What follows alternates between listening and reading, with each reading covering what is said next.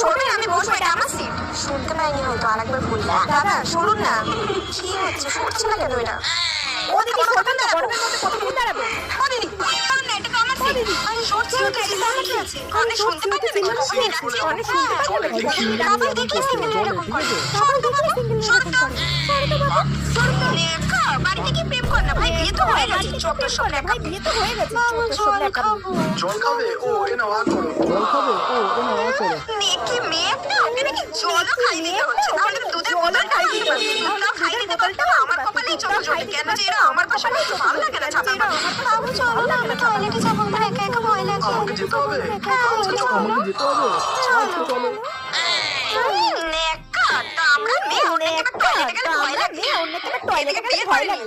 চত্ব সব। বিয়ে করেনি। চত্ব সব। আরে এই মাইয়া, কলটা সারো, কতক্ষণ লাগবে তোমার? কলটা সারো, কতক্ষণ লাগবে তোমার?